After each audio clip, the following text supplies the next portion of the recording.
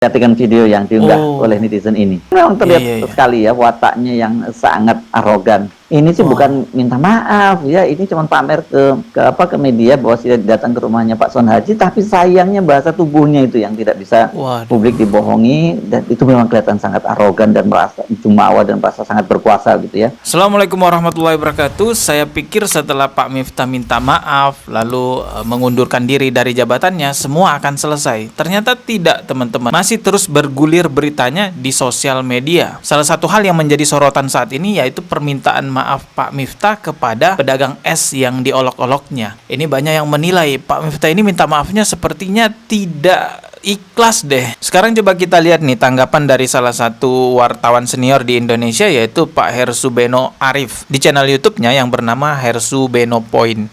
Coba kita lihat nih ya. Mayor Teddy, ini sekretaris kabinet, juga sudah menegur Miftah, dan di akun Instagram Gerindra juga ini secara resmi mendesak agar Miftah minta maaf. Dan kemudian ini dia juga minta maaf sih, dia malah datang ke rumahnya Pak Son Haji, Pak Dolop, pedagang asongan es teh yang dia hina itu. Tapi kalau dari video-video yang beredar itu, yang juga diunggah oleh para netizen, kelihatan banget bahwa minta maafnya itu nggak tulus, malah kelihatan banget minta maafnya nggak tulus, kata Pak Hersu Beno Arif ya. Kita dengarkan lagi. Itu yang juga diunggah oleh para netizen, kelihatan banget bahwa minta maafnya itu nggak tulus, malah dia terkesan masih sangat arogan, bahkan mengintimidasi Pak Son Haji ini. Coba perhatikan video yang diunggah oleh netizen ini. Memang terlihat sekali ya wataknya yang sangat arogan. Ini sih bukan minta maaf ya, ini cuma pamer ke media bahwa sudah datang ke rumahnya Pak Son Haji, tapi sayangnya bahasa tubuhnya itu yang tidak bisa publik dibohongi, dan itu memang kelihatan sangat arogan dan merasa jumawa dan merasa sangat berkuasa gitu ya. Ya, salah satu hal yang memang sulit ditutupi dari seorang manusia yaitu bahasa tubuh ya.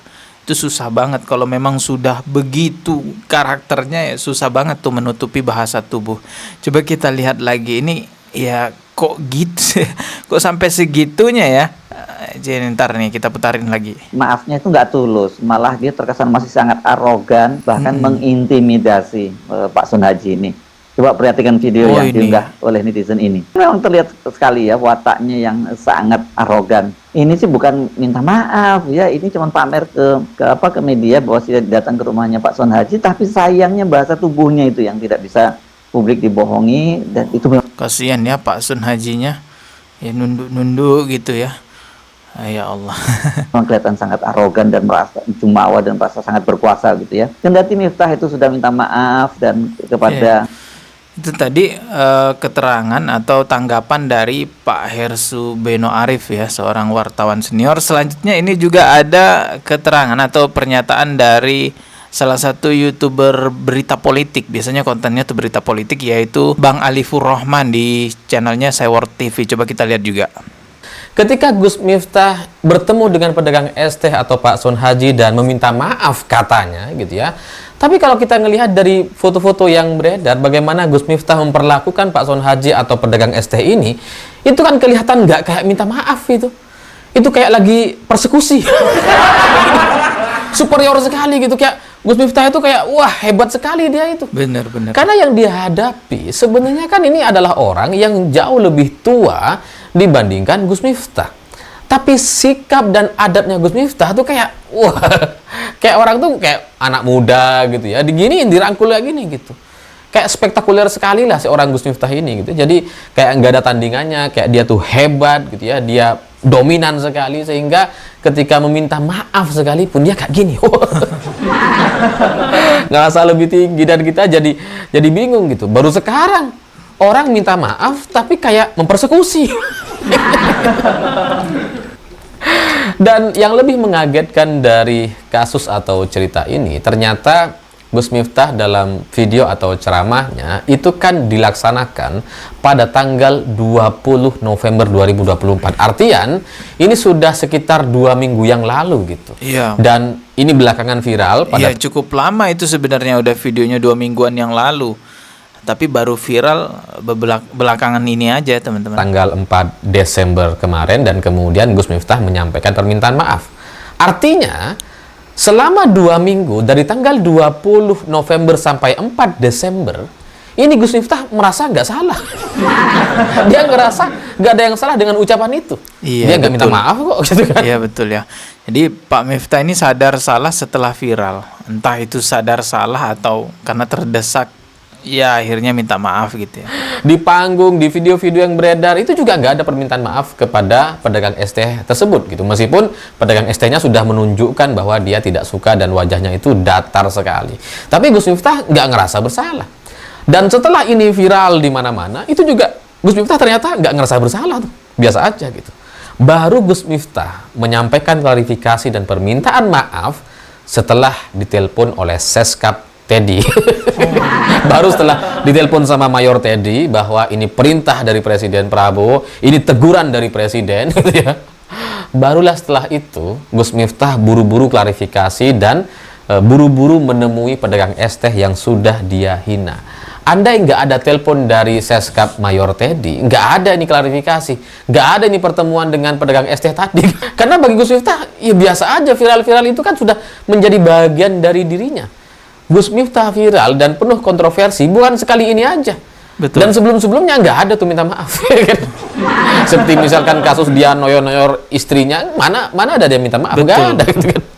Lo nggak salah, lo itu cuma bercanda. Gitu kan. Ya waktu Pak Miftah ini noyor-noyor istrinya itu nggak minta maaf, malah diulangi lagi tuh noyor-noyor istrinya dan mengatakan ini kan cuman bercanda gitu ya. Dari sinilah banyak orang yang menilai permintaan maaf Pak Miftah ini nggak tulus, nggak ikhlas. Ya karena ya kita bisa lihat dari bahasa tubuhnya minta maafnya seperti itu. Dan juga dia ini minta maaf setelah ditelepon oleh Mayor Teddy karena perintah dari Pak Prabowo suruh minta maaf. Padahal video penghinaan Pak Miftah terhadap Pak Sun Haji, yaitu pedagang esnya ini udah lama. Ada sekitar 2 minggu lebih itu videonya nggak ada Pak Miftah minta maaf. Minta maaf setelah memang viral nih videonya. Dan ditelepon oleh Seskap Mayor Teddy. Prabowo minta nih agar Pak Miftah minta maaf. Kalau tanggapan saya sendiri, kita tuh nggak tahu ya tentang isi hati seseorang. Kita nggak bisa menjustis ini ikhlas atau tidak ikhlas. Yaitu kembali kepada Allah yang maha tahu tentang isi hati seseorang. Mengenai bahasa tubuh yang diperlihatkan oleh Pak Miftah itu secara jelas bisa kita lihat videonya ya. Mulai pertama kali datang gitu ya, dirangkul sampai masuk ke dalam gitu ya, dirangkul-rangkul gitu. Nah, dari bahasa tubuh ini yang bisa kita lihat secara jelas, ini menggambarkan bahwa memang begitu wataknya Pak Miftah, merasa lebih tinggi dari pedagang es. Nggak satu pedagang es doang kan yang dihina-hina begitu, ada banyak video lainnya yang menghina pedagang es juga. Kandane orang di akhlak tuh kandane serupane pas-pasan. Terbaru beredar video Miftah diduga melontarkan ejekan ke pedagang es teh lain pada 2019. Dilansir tribunnews.com, belum diketahui lokasi di mana Miftah melontarkan ejekan 5 tahun lalu tersebut. Namun terdapat keterangan bahwa peristiwa itu terjadi dalam acara dakwah pada tahun 2019. Miftah bahkan juga diduga menghina fisik, yakni wajah pedagang es teh tersebut. Ya itu sudah menjadi standar adab dan sikapnya Pak Miftah ya seperti itu. Kalau terus-terusan Pak Miftah mempertahankan watak dan sikapnya begitu ya terus-terusan akan blunder, akan viral, akan nyeleneh kemana-mana. Ya karena memang Pak Miftah kan udah lama nih viral-viral begitu. Dan kalau kita bicara watak yang buruk itu memang susah untuk dihilangkan ya. Susah sekali untuk disembuhkan karena watak itu kan terbentuk dari lingkungan tempat di mana kita tumbuh ya. Salah satu hal terbesar yaitu lingkungan keluarga. Cukup tidak nyambung ya seseorang yang bergelar Gus itu kan anaknya kiai, otomatis dia tumbuh di lingkungan kiai, agamawan gitu ya, ulama, apalagi ngakunya keturunan dari kiai besar gitu ya. Tapi kok sikapnya, wataknya seperti itu. Usut punya usut, banyaklah yang mencari tahu ternyata Pak Miftah ini gelar Gusnya juga meragukan, bahkan banyak juga yang mengatakan ya dia bukan Gus, teman-teman. Seperti apa yang diberitakan oleh Metro TV ini baru beritanya, coba kita simak nih ya. Keturunan ulama Kiai Hasan Basri tidak menemukan nama Miftah Maulana di silsilah keluarga besar. Sebelumnya, Ketua PBNU Ahmad Farul Razi mengklaim Miftah Maulana keturunan dari keluarga ulama besar Kiai Ageng Muhammad Besari. Sebelumnya, asal-usul gelar Gus pada nama Miftah ramai dibicarakan di media sosial sebab Gus biasanya disandang oleh keluarga ulama di wilayah Jawa Timur. Kalau memang dari Kiai Ageng Kiai Agung Muhammad Ilyas, ya putra Kiai Agung Muhammad Sari itu, yaitu dari istri keberapa itu, nah itu nanti akan ketemu gitu, seperti itu. Setelah saya cek yang mungkin yang namanya ini, nah ini itu kok nggak ada lah, itulah saya masih merasa ada keraguan lah, disitulah.